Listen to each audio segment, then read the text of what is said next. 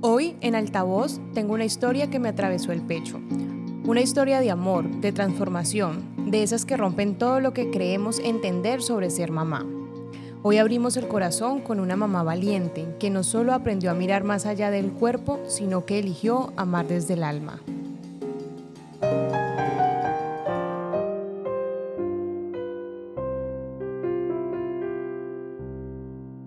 Hola, ¿qué tal? ¿Cómo están? Bienvenidos a un nuevo episodio aquí en Altavoz. Hoy tenemos una invitada muy especial, una mamá que viene a abrirnos el corazón y a mostrarnos que ella aprendió a mirar más allá del cuerpo y eligió amar con el alma. Ana María Santana, bienvenida a Altavoz y gracias por aceptarme esta invitación. Muchas gracias, Natalia. Muy bonitas las flores que me echaste. Gracias por la invitación. La verdad, me pareció muy interesante mostrar esa parte de la maternidad porque siento que es una de las partes que más se callan. Hoy vamos a contar tu historia, o contar la historia de tu hijo. Inicialmente esperabas un niño, pero luego te nació una niña y vamos a contar un poquito cómo está conformada tu familia. Cuéntanos un poquito de ti para poderle dar esta introducción a la gente. Bueno, a ver, yo soy una madre de familia con 2 hijos, un niño y una niña. Un niño, bueno, digo niño no, pero tienen 23 y 20 años, ya están grandes, pero pues una mamá siempre va a decir niño, siempre. Sus niños, ¿sí? Los 2 han sido, yo les digo mis turbinas, porque ellos han sido los que me han mantenido en el aire todo el tiempo, volando, ni siquiera a ras de piso, porque yo digo... ellos me han mantenido viva, me han mantenido con las ganas de seguir volando, de seguir soñando, de seguir luchando en la vida por salir adelante, por mantener una estabilidad, no tanto económica como piensan muchos papás, sino también emocional, física, psicológica. Todo tipo de estabilidades me los han generado mis hijos. Bueno, Ana, cuéntanos, ¿quién es esa niña que hace 23 casi años? 24 años llegó a tu vida. Bueno, a ver, les cuento. Es un niño maravilloso. Es un niño, para mí, yo siempre lo he dicho, es mi niño valiente, porque lleno de temores, lleno de obstáculos, no solamente del mundo hacia él, sino de él para el mundo, y obstáculos internos, obstáculos externos.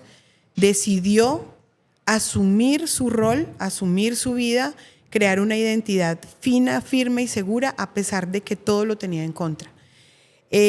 Hace 24 años, ya en diciembre, hace 24 años, yo dije, no fue en ningún momento un accidente, yo planeé mi embarazo, maquiavélicamente lo planeé.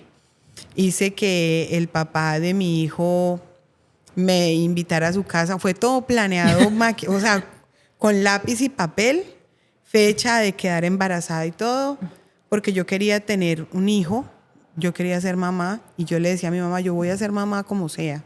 Si me toqué, bueno, no sé, hacer cualquier cosa para ser mamá.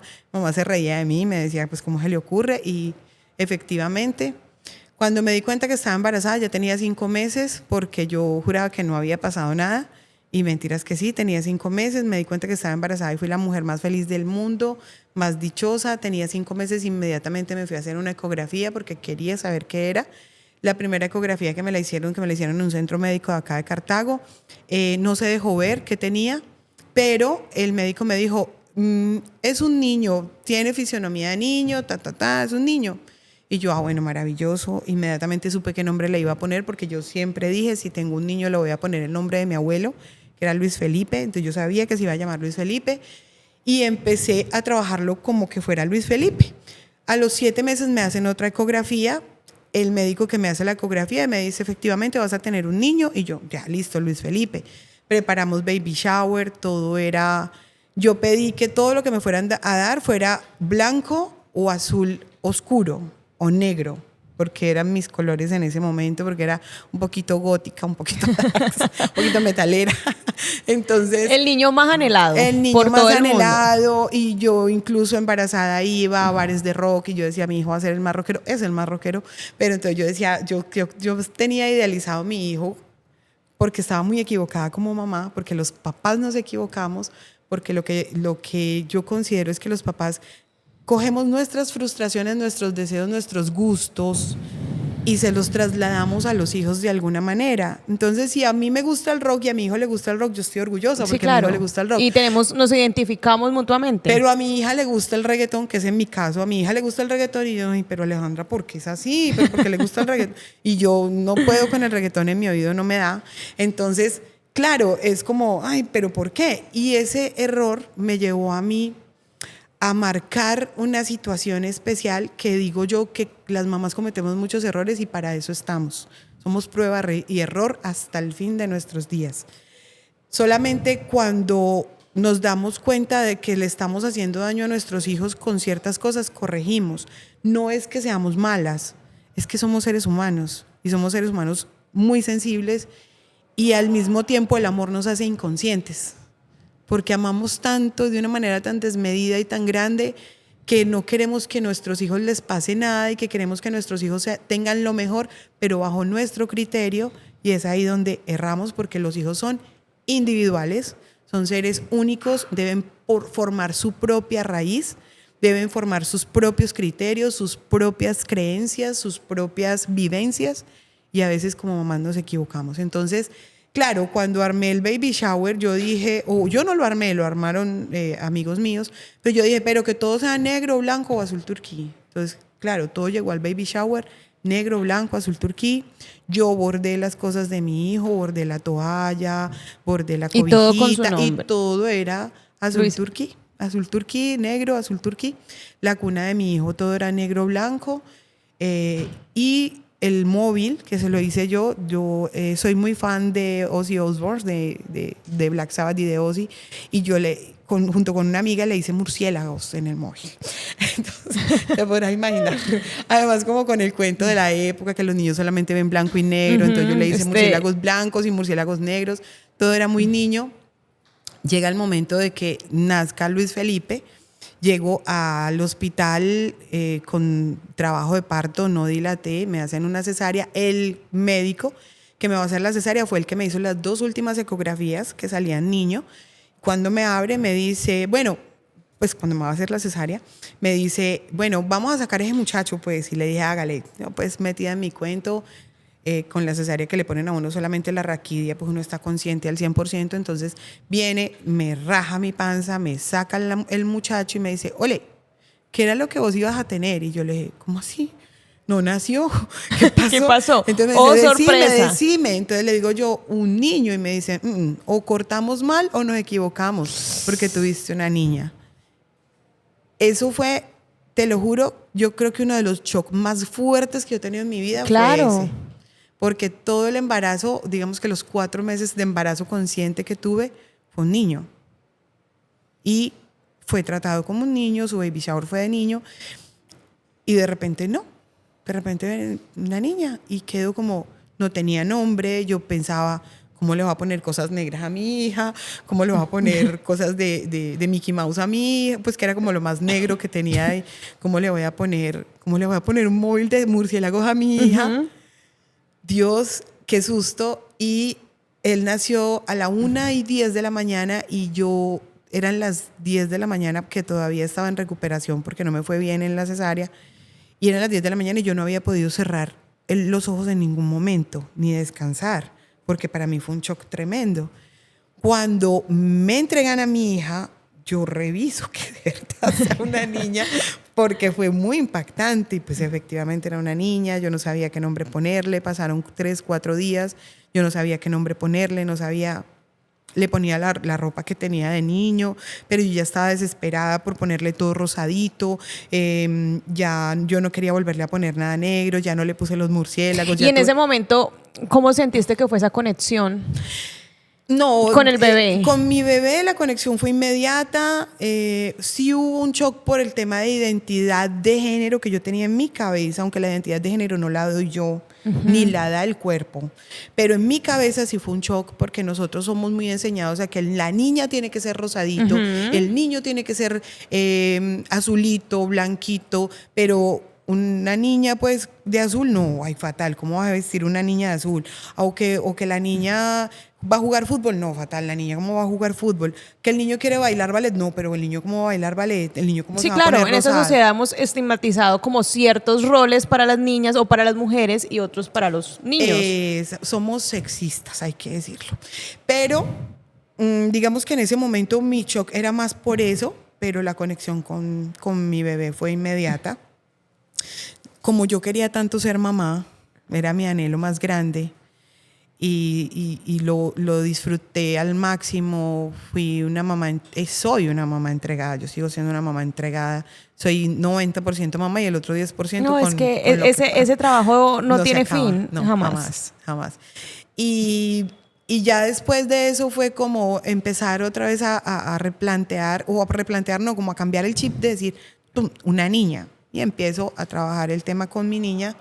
Pero muy pronto, en muy poco tiempo, me doy cuenta que mi niña, que algo pasaba con mi niña que no era común. Listo. Pero entonces, ¿qué nombre le pusimos a la niña? Juliana. Juliana. Ese era el nombre de tu niña. De mi niña. Ya pasamos el tema pues del shock de primera impresión de que, bueno, iba a tener un niño, pero no, llegó Juliana. ¿Cómo fue Juliana en su infancia? Juliana en su Porque tú infancia. automáticamente después de eso, listo, cambiaste el chip, listo. Me llegó una niña y vamos para adelante. Ya me imagino que empezaste con todas las compras rosadas, el vestido, a todo. muñequear como toda mamá A espera en su muñequear, momento. obvio, sí. ¿Qué pasó en la infancia de ¿Qué pasó Juliana? en la infancia de Juliana? Cuando Juliana, a ver, los niños comienzan su infancia consciente cuando empiezan a hablar, cuando empiezan a socializar, digamos que en el jardín arrancan esa infancia consciente. Cuando Juli comienza su infancia consciente, entra a un jardín donde la mayoría de compañeritos eran niños, eran hombres, y muy pocos días después yo empiezo a notar en Juliana un comportamiento muy masculino, muy marcado, y empiezo a darme cuenta que algo está pasando, que no es natural, por decirlo así. Entonces le digo a una psicóloga, le digo, oye, pasa esto y esto, y me dijo, no, pero no te preocupes, que eso es porque está muy rodeada de niños. ¿Y Más bien, qué comportamientos veías tú que tú decías como mamá, esto no... hay comportamientos que son de niños y las niñas son más delicadas, son más, digamos que los movimientos, los gustos por los juegos, los gustos por incluso las caricaturas. A los niños les gusta otro tipo de caricaturas, a las niñas otro tipo de caricaturas, la ropa, ciertas cosas en las que tú te das cuenta que definitivamente ahí no hay feminidad. Sí, digamos que hay ausencia de la feminidad. Tú descubres que yo, por ejemplo, empecé a descubrir que yo le hacía 2 colas y se las quitaba. No le gustaban las 2 colas, me decía no me peines así, se quitaba las 2 colas, le ponía moños y no le gustaban los moños. No le gustaba vestirse de vestido, de falda, decía que le pusiera chores o que le pusiera tenis, zapaticos, zapatillita, pues tenis. No quería que le pusiera chanclitas, no le gustaban los moñitos, las florecitas, no. Y tú venías con toda la emoción de muñequear, Sí. bueno, sea niño, sea niña, pero tenía la... No importa, Sí. sí. Igual yo lo identifiqué más por el lado de que yo tampoco he sido tan de moñitos, tan de femenina. brillitos. No, femenina sí soy, pero soy un poquito más ruda. Ok. ¿sí? Entonces yo decía, Carácter más fuerte. de pronto, entonces yo decía, no, pues a lo mejor no le gusta, a lo mejor sí le metí la vaina rockera, porque las mujeres rockeras no son tan pinky, tan... Ajá. Entonces yo sí, a lo mejor sí es rockerita, a lo mejor... Entonces le gustaban las botas, le gustaban los tenis, cosas que uno ve que no son tan femeninas. Pero yo no lo metí por ningún lado, sino por ese. Por pero ese. viene, digamos que la primera alarma mía fue cuando en su primer Halloween consciente, que tenía 3 años, perdón. Tenía 3 años, sí. Cumplía 3 años el 1 de octubre. Ese octubre dice, me quiero disfrazar de Spider-Man. Entonces yo, Spider-Man, siempre he hablado así grueso, así, como, me quiero disfrazar de Spider-Man. Entonces yo, Spider-Man. No, mi amor, pero no puedes disfrazarte de Spider-Man. Tiene que ser Spider-Girl. No, yo quiero ser Spider-Man, decía. Y yo, Dios mío, ¿ahora cómo hago para decirle a esta niña que tiene que ser Spider-Girl? Y yo le mostraba, pues en ese entonces no, el internet no es como ahora, entonces yo le decía, mira, esta es Spider-Girl. Me acuerdo que me conseguí una revista. de caricaturas. Y yo, mira, esta es de Marvel, me recuerdo patentico donde la fui a comprar y todo. Y estas es, no, yo quiero ser Spider-Man. La niña del frente, que era la que me ayudaba a cuidarlos porque yo estaba en la universidad, también le dijo lo mismo y no, que era Spider-Man y que era Spider-Man y que era Spider-Man. Pues ese año se disfrazó de Blancanieves, pero fue todo fatal. lo contrario. Todo lo contrario. Fue fatal. No hubo una sola buena foto porque en todas tenía los ojos llorosos. Lo mismo pasó a sus 3 años. A los 3 años, vestidito rosado, fiesta de las chicas superpoderosas. No quería nada. Se vino a tranquilizar cuando le puse una pijama de Spider-Man que le había regalado la madrina, porque era algo de Spider-Man, ¿no? Y era una pijama, y entonces ahí sí disfrutó la fiesta, ahí sí la pasó bien, ahí sí estuvo todo bien, pero nunca... Y de ahí para allá te puedo contar muchas cosas, pero se alargaría mucho el podcast. Y tu intuición de mamá ahí empezó a decir, algo no está funcionando bien con Juliana. Sí, algo no y está bien. Y continuó así hasta qué edad.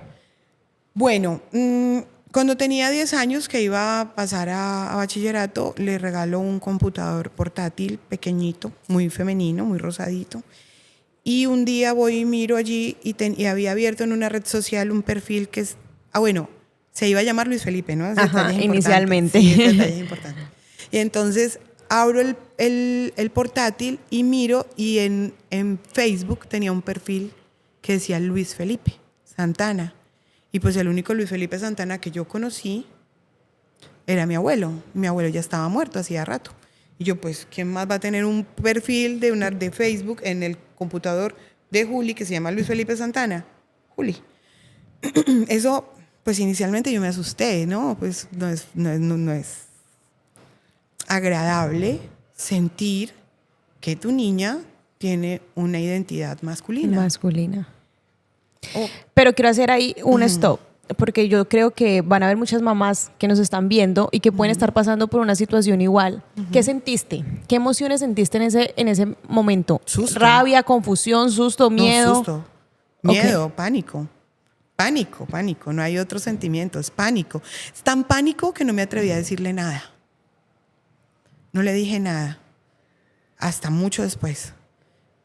Pero de ahí para allá revisaba su Facebook todos los días. Y ella no sabía que tú mirabas. No sabía, pero en el Facebook era un niño. Era un niño. Y yo sentía frustración de mamá de no poderle preguntar, de no poderle decir. Sentía que si le decía, le iba a hacer daño. Claro. Y sentía que si no le decía, también le iba a hacer daño. Entonces no sabía qué hacer. Solamente me animé a hablarle cuando nos fuimos del país, que cuando nos fuimos del país hubo un poquito más de libertad y tranquilidad, y a él se le dio más poder tener un poquito más de representación masculina en su forma de verse. Y ahí le hice la primera vez la pregunta, le pregunté si no se sentía cómodo siendo una niña, si quería ser un niño, y su reacción fue fatal. Entonces volvimos a cerrar la boca. Volvimos a echarle candado al tema, pero con un agravante, de que sí le hizo daño la pregunta, pero porque no teníamos una orientación, ninguno de los dos, ni él ni yo. Teníamos una orientación profesional, ni social, ni psicológica, ni médica. Era un tema nuevo, era un tema casi que inexplorado, era un tema tabú, era un tema rechazado, que sigue siendo un tema tabú y sigue siendo un tema rechazado. Y aparte de eso, éramos completamente ignorantes sobre la situación y le teníamos miedo, tanto él como yo. Entonces mi hijo comienza a hacerse daño, comienza a cortarse sus extremidades, sus manos, sus ¿Cuántos tobillos. años tenía en ese momento? 11, 12 años. Fue un tiempo difícil. Claro, entraba la adolescencia. Que es más difícil todavía, porque todavía cuando eres niño, tú te identificas con lo que quieras y no importa, porque tú no estás pendiente de qué van a decir de mí. Tú estás siendo niño. Pero en la adolescencia, si quieres encajar en la sociedad, en la adolescencia quieres tener una identidad, y al tener la frustración de no poder identificarte como tú sientes que te tienes que identificar, porque eso es lo que sientes, Si yo me siento un niño, yo quiero ser un niño y yo quiero que me vean como un niño. Pero resulta que la gente no me ha visto como un niño nunca porque yo nací con un órgano reproductor femenino. Mi mamá me puso como una niña, me llamo como una niña y la gente me ha visto como una niña y de repente llego a una edad donde digo, es que yo no soy una niña y quiero reventar esto, pero no puedo. No tengo la fuerza suficiente, no tengo el valor suficiente, no tengo el carácter suficiente y a lo mejor voy a ser rechazado por mi familia, por la sociedad, por mis amigos.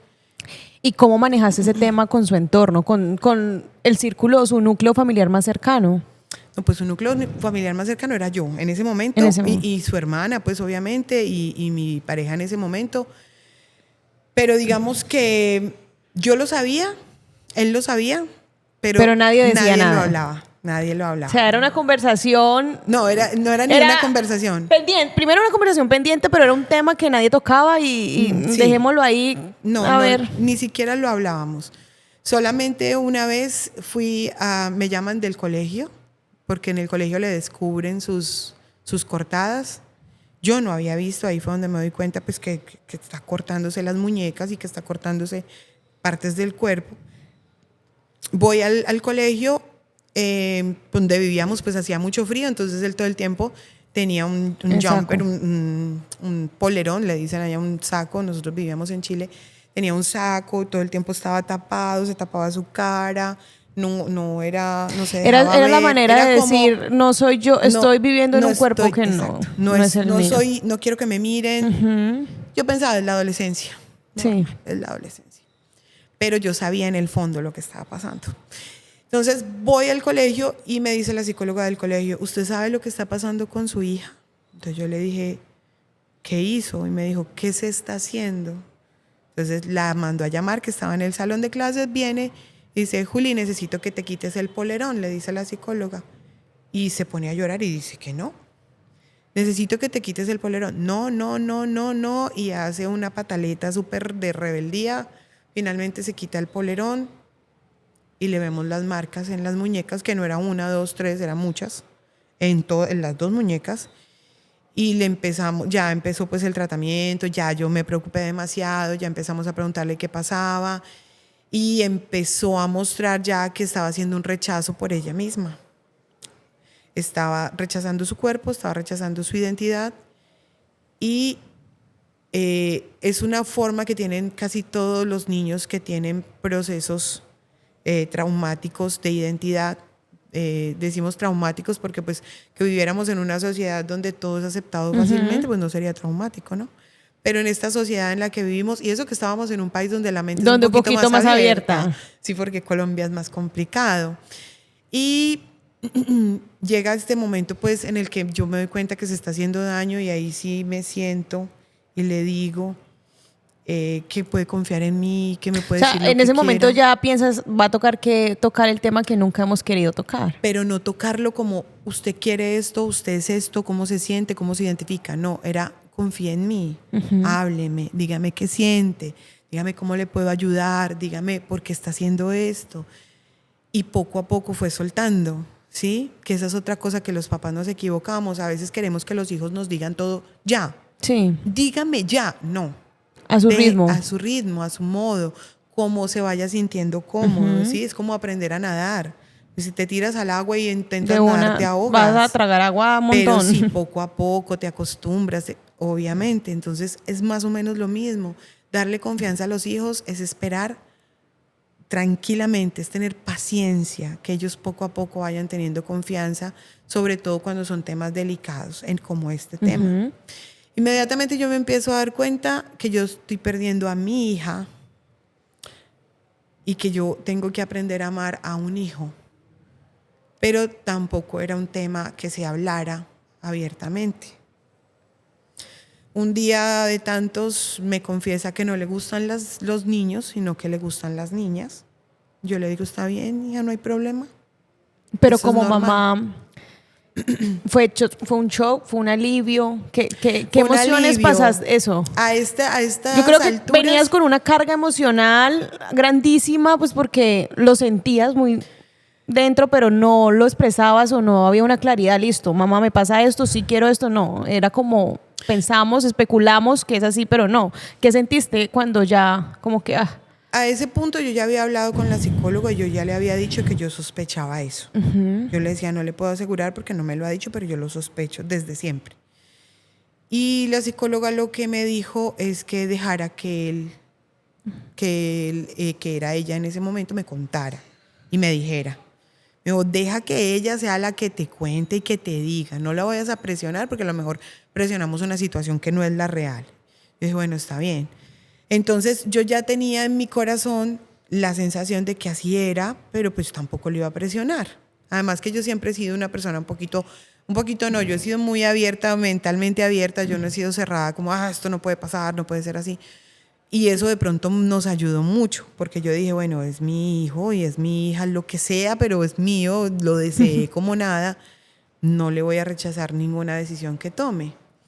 Pero aquí ya no era de tengo una hija homosexual, ¿sí? Tengo una hija lesbiana, no era eso, era mucho más allá. Sin embargo, por eso se llama transición de género, porque es un tránsito, es una transición. El niño va cambiando o la niña va cambiando del género con el que nació como marca física al género con el que se siente identificado. Okay. Entonces, poco a poco van transitando y van transformándose. Si tú ves ahora a mi hijo es un hombre, yo en ningún momento dudo o pienso, solamente cuando tengo que recordar su historia, cuando tengo que contarla, porque también sanar todo eso es bueno, contarlo es bueno. No está bien que sea denominado, marcado, señalado por su anterior identidad, eso es 100% falta de respeto, pero él sabe que contando su historia ayuda a otras personas. Y lo mismo intento yo, contar su historia a través de la mamá, y por eso vuelvo a lo que yo te dije, en ese momento empecé a decir, estoy perdiendo a mi hija, pero tengo que aprender a amar a mi hijo. Sí, de cierta manera no era una pérdida, era una ganancia, porque también iba a estar.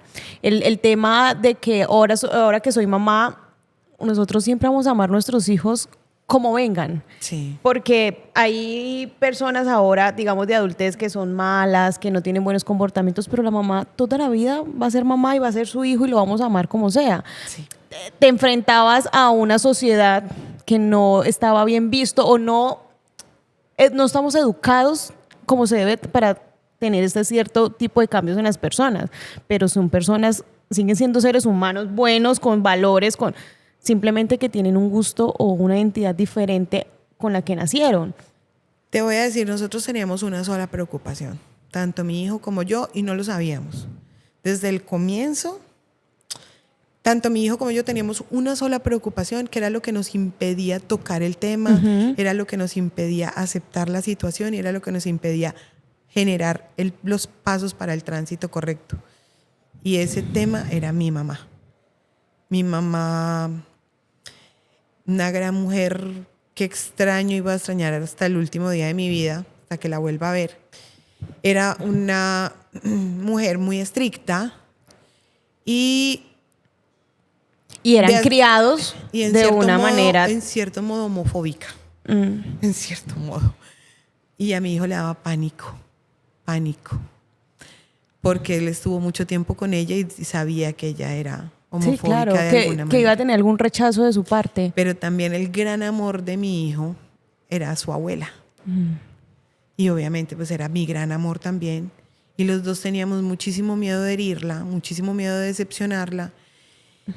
Y que ella venía con un pensamiento y una crianza conservadora. O sea, en el tiempo de ellos eso no, pues, personas, no era como ahorita que lo vemos muy normal. No, para nada normal. Juli viene. Incluso uno a veces cuenta o escucha historias que dicen en esos tiempos, iban donde el sacerdote, no, vea, échele agua, que es que eso se le quita. Eso es un fantasma, eso hágale se pasa. Un exorcismo. Eso. Sí. No. Está poseído. Está poseído. Sí. O los casos que también hemos escuchado que tienen una identidad hasta cierta edad y cambian porque sí. O sea, pero el caso de Julian. De Julian es diferente. Él nació siendo un niño por creaciones de Dios se vio en un cuerpo que no era un niño. pero siempre era un niño. Siempre fue un niño. Hay otra parte de mamá que me gusta mucho tocar, sobre todo cuando hablo con papás que están atravesando situaciones similares a la mía, y es que como mamá uno siente que uno es culpable. Uno se siente culpable. Yo decía, por Dios, la traté como un niño. Desde siempre, desde el momento cero. Cero, la traté como un niño, tenía nombre de niño, todo era de niño, sí, claro. No tiene nada que ver, pero uno se siente culpable. Okay. Pero también el desconocimiento en ese momento. Claro, tiene algunos aspectos que ver, algunos, pero no soy culpable de eso, aparte porque a mí, yo no me inventé que fuera un niño, a mí me dijeron los médicos es un niño, yo no me lo inventé, yo lo que hice es lo que hacen todas las mamás. Míralo, yo ahora no soy partidaria, pero nada de la revelación de género, nada, yo digo en revelación de género, no, fatal, porque tú no sabes qué va a elegir tu niño o tu niña cuando crezca. Entonces, claro, esos recuerdos no los va a querer mostrar porque a mí me pasa. Claro. A mí me tocó... O sea, él de cierta manera anuló su infancia. La mató. Claro. No la anuló. Mira, a eso voy.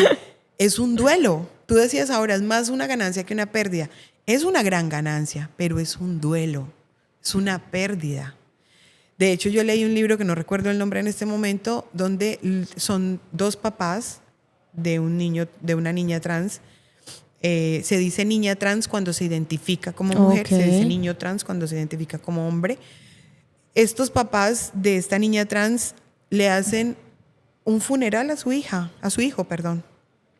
Le hacen un funeral a su hijo, cogen todas sus fotos de infancia, con él, obviamente, todas sus fotos de infancia, todos sus recuerdos de niñez, todos sus recuerdos de niña, lo meten en una caja, como una caja de cenizas, y lo entierran. Y le ponen... Aquí murió. Aquí, ahí yace fulanito de tal. Y ese mismo día le hacen una fiesta de bienvenida a su hija. Y ellos dicen que solamente de ese modo pudieron hacer que su familia y que su entorno respetara que su hija ahora, antes hijo, fuera una mujer, que respetaran su identidad de género. Y estamos hablando de una persona ahora, una mujer trans que ahora tiene como 40 y tantos años. O sea, estamos hablando de una historia vieja. Y eso me pasó a mí, de cierto modo, no tan brusco, tan abrupto como lo hacen estos dos papás, pero eso nos pasa a todos los papás de los niños trans. Todos tenemos que enterrar el pasado de nuestros hijos. Y nosotros pretendemos y buscamos y queremos y anhelamos con toda el alma junto a ellos que los demás, los que están a su alrededor, también entierren ese pasado para que puedan ser respetados, sobre todo en una sociedad tan difícil como la que vivimos. Claro. Es una falta de respeto para ellos que los traten con el género equivocado, así tengan documentos, que eso es una cosa por la que se lucha a diario. Hay personas que no han podido, hacen el tránsito de género, ¿sí? Y se ven como hombres. A mi hijo le pasó, pero tenía su cédula, que todavía era una mujer, en sus documentos, no la cédula, tenía sus documentos que todavía era una mujer, pues como sexo femenino, y querían tratarlo así, pero eso daña, eso perjudica, eso ofende, ¿sí? Eso es lo mismo que tú con tu feminidad, con tu ser femenino, te quieran tratar como hombre, es igual. Además, lo que se ve no se pregunta. Decía Juan Gabriel, ¿no? Lo que se ve no se pregunta. Entonces, ha sido una lucha social muy grande. Incluso hasta hace 15 días estuvo en atención médica. Ya mi hijo hace 3 años tiene su cédula. Y aún así, o sea, siguen pasando. Todavía sigue sucediendo. ¿A qué edad ya tomó la decisión Juliana de no ser más Juliana? Lo que decíamos. ¿Y cómo fue el proceso de transformación? Bueno. Porque tú nos cuentas, mi hijo se ve ahora, es un hombre. Tú dices, siempre fue un hombre, pero bueno. Físicamente. Físicamente, sí. Bueno, mi mamá se enferma en el 2020, en plena pandemia. Mi mamá se va de este mundo y nos deja devastados hasta el momento. Yo creo que esa devastación no se ha podido recuperar del todo. No, del todo no se ha podido recuperar ni en un 10%. Mi mamá fallece en el 2020, en abril, el 28 de abril del 2020. Juli, que ya había adoptado una imagen muy masculina en ese momento, se sienta el 10 de mayo, que ese año fue el 10 de mayo, el Día de la Madre, se sienta al lado mío. Yo estaba derrotada porque era Día de la Madre, claro. se había acabado de morir mi mamá, bueno, en fin. Se sienta al lado mío desayunando y me dice, mamá, te voy a dar un regalo del Día de la Madre que yo sé que te va a gustar. Y yo lo miro así con mis ojos encharcados en lágrimas y le digo, ¿qué? Y me dice, te voy a regalar un hijo. Y pues rompo en llanto y fue brutal y fue una cosa... ¿Y tu mamá murió sabiendo No, la verdad? No. no, mi mamá no sabe. Pero entonces, mira que ahí podemos asociar lo que nos contabas ahora de la historia de que había que enterrar esa otra. Ese fue el momento donde él dijo, murió Juliana. Murió Juliana. Para el mundo, porque de cierta manera él tenía a Juliana ahí por tu mamá, por la abuela, por mi no mamá. causar ese rechazo. Por mi mamá y fue muy duro porque... me dan ganas de llorar. Tranquila. Fue muy duro porque no nos importaba nada, solo mi mamá. Sí. Cuando mi mamá se muere después, que pasa todo eso y que Juli acepta su identidad y dice, mamá, sí, yo soy un hombre y quiero ser un hombre. Mi mamá me manda una señal a mí. Mi mamá me manda una señal como de todo está bien. Ese día yo lloro, como ya de descanso. ¿Cómo? Sí, solté eso que me pesaba. Por fin, porque antes de eso, antes de que mi mamá se enfermara, Julia atraviesa momentos muy difíciles, muy, muy difíciles. Juli, ay, gracias. Juli consigue amistades que no son muy buenas. Juli prueba todas las drogas posibles, habidas y por haber. Juli se me pierde por días enteros. Juli amanece en la calle las veces que quiere. Juli llega tarde. Yo paso noches en vela enteras esperando que Juli esté bien. Juli intenta desvivirse no sé cuántas veces. Y como madre que ya viviste esto, ¿por qué pasaban esas cosas? ¿Era una manera Es una rebeldía. o una rebeldía, o una manera de llamar la atención y decir, mamá, o por qué? No, o sea, es una las que mamás que rebeldía. ustedes pueden viviendo esto que no entiendan por qué sus hijos tienen esos comportamientos. Es una rebeldía, es como cuando tú como persona sientes que no vale la pena vivir porque no estás Porque viviendo nadie lo que quieres vivir. Exactamente. Y porque no me aceptan en una sociedad. Y es una intolerancia a la frustración. Ok. Es una intolerancia a la frustración. Estoy frustrado y no quiero sentir esta frustración, entonces me hago daño, me autolesiono, lo que hacía cuando tenía 12, 13 años, me autolesiono, me distraigo mi mente con amigos, consumo esta sustancia para olvidar mi realidad, me emborracho para no estar consciente de mi realidad. Me voy de la casa para no tener que enfrentar la realidad con mi mamá, con mi familia, con mi abuela, que era como el obstáculo. Y lo que yo te decía ahora, mi mamá me mandó una señal de que todo está bien. Yo descanso más porque yo sentí que es una señal de mi mamá. A veces yo hablo de esto y siento que la gente no me va a creer porque pues cómo. Pero luego una persona que me estaba ayudando con el proceso de duelo de mi mamá, un tanatólogo, me dice, te voy a decir algo que no te va a gustar, pero lo tienes que escuchar. Para que tu hijo viviera, tu mamá tenía que morir. Pues imagínate que Sí, claro. mi mamá era el amor de Los mi dos vida, amores. el amor de la vida de mi hijo y que mi mamá tenía, pero en realidad tenía razón. Mi mamá tenía que, o sea, las muertes, uno no quiere que nadie se le muera, uno no quiere, obviamente porque... Pero las tiene muertes sentido. tienen sentido. Tiene sentido. A la historia de Julia era su impedimento para ser él. Las muertes, y le sigue doliendo que su abuela no esté y lloramos por la abuela todas las veces que quieras y todos los días si es posible y sufrimos y la recordamos y nos reímos con sus chistes y hablamos de ella pero era necesario porque si no mi hijo nunca hubiera sido la persona que es ahora, que mi hijo es feliz a pesar de los problemas que nunca faltan. Sí, porque claro. nunca faltan, ¿no? Pero eso lo hizo una persona fuerte. Eso lo hizo una persona valiente, fuerte, Y ahora, después de eso, tenía 18 años, han pasado 5 años, recién acaban de pasar 5 años, y empezó su tránsito de niña a niño. Y ahora es un hombre maravilloso, que ni un solo vicio, Qué trabajador, estudioso, se graduó de su colegio después de muchos problemas en el colegio, sobre todo acá en Colombia. Después de que volvimos a Colombia, los problemas en los colegios acá. Hubo uno en el que no le pusieron problema, pero no pudo seguir estudiando ahí porque ya era tema económico, ¿no? La mamá vino muy pudiente y luego la mamá se fue quedando sin recursos, entonces hubo que sacarlo, que era el colegio, mi colegio del alma, y súper bien ahí, pero ya luego tocó sacarlo, ponerlo en colegio público, y allí empezaron los problemas. Los problemas.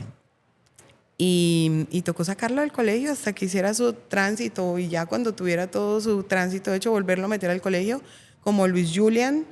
Y como Luis Julian se graduó y como Luis Julian ahora está saliendo adelante, es un niño maravilloso, es un niño lleno de amor, su rebeldía quedó atrás completamente.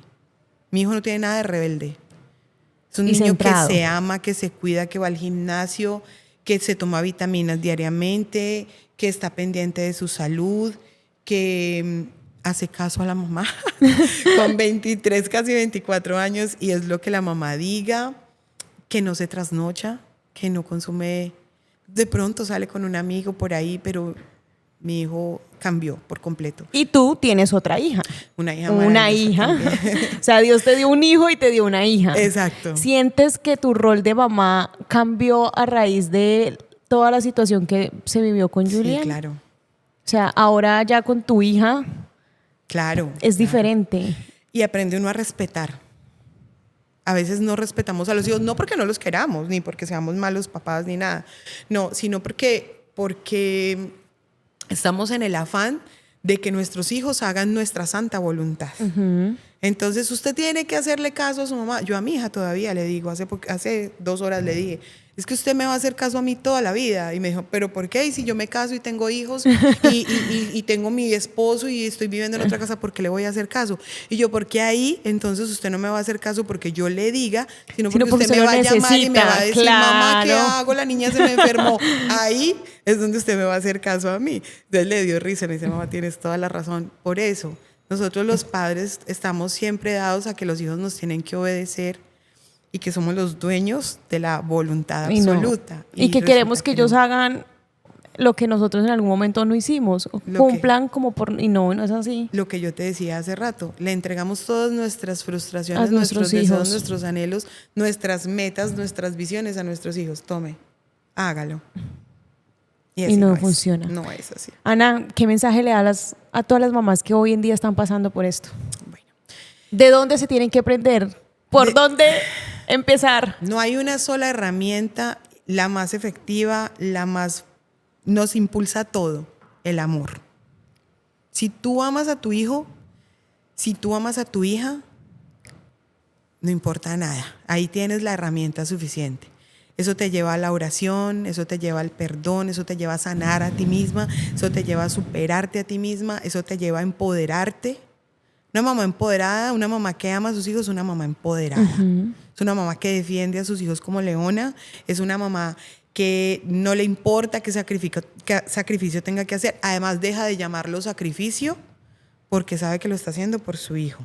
Es una mamá soñadora, es una mamá que vuela alto, es una mamá que no se detiene, es una mamá que no ve obstáculos y es una mamá que refleja en su hijo eso. Hace poquito, Colombia entera, yo creo que el mundo entero se sacudió con un caso de un niño en el viaducto.